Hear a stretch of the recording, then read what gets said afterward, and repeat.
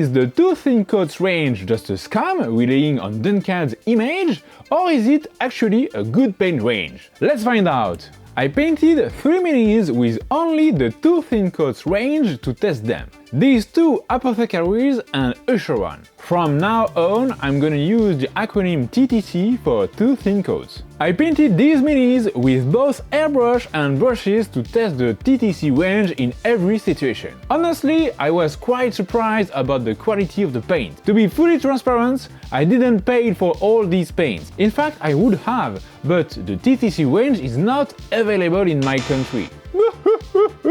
So I asked Bob if I could have the TTC range and he said yes! So here they are! I chose Usheran and the Apothecary for the test to cover a maximum of paint pots from the range. And I almost used all of them except for the purples. Let's start with Usheran. I made all the base coats and first highlights with the new Infinity 2024 to test it too. You can find the test on this channel. The TTC range has a really good consistency to work with. They are a little bit more diluted than the Citadel range, for example. So, with the airbrush, these paints work really well. They have a great coverage with only a few coats. I mostly use the triad system, which I find really efficient and comprehensive for beginners. But sometimes I needed to make some mix. That's okay, I wanted to test the mixes. In the airbrush, the paints are mixing very well. In the airbrush, the paints are mixing really well. No problems here. You put two paints together, mix them, and tada! New color. I also tried the washes directly in the airbrush without any dilution, and they worked really well. The paints are good, not too thick, not too thin, and with a good dilution.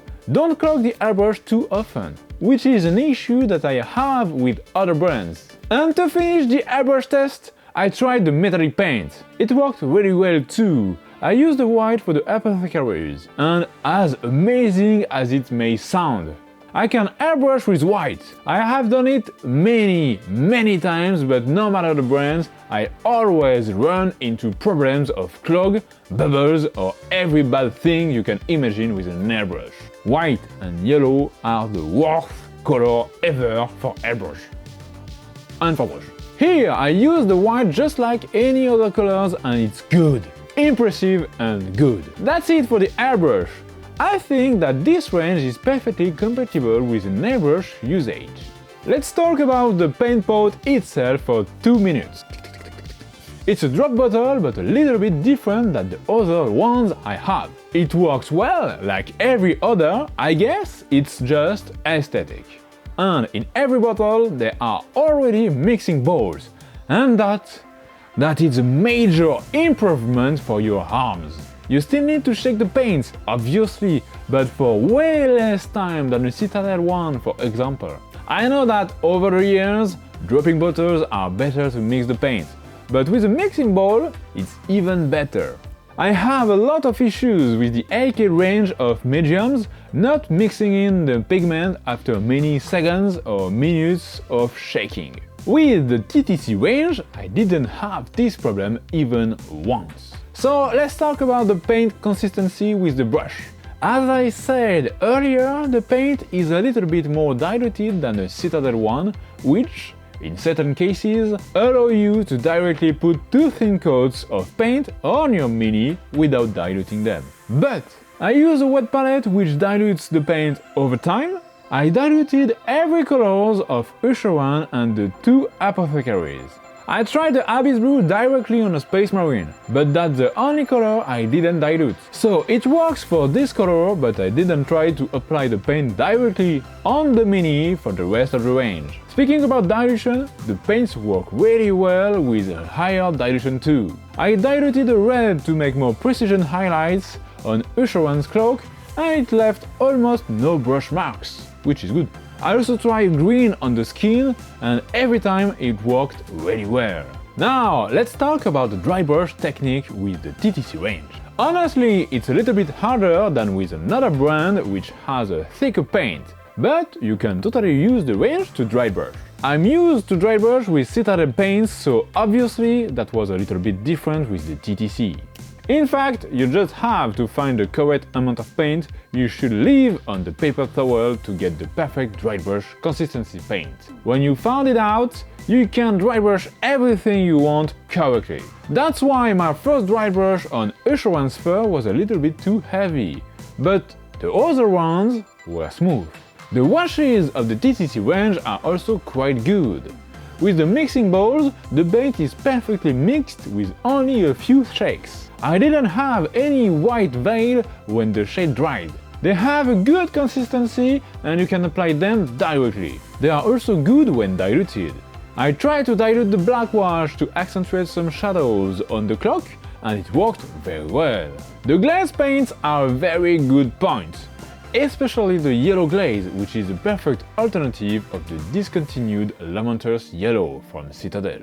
I love this paint to speed paint the Yanden color scheme for Aeldari or to smooth some gold NMM, but it was impossible to find any more pots. Now you can buy the TTC glaze to replace it.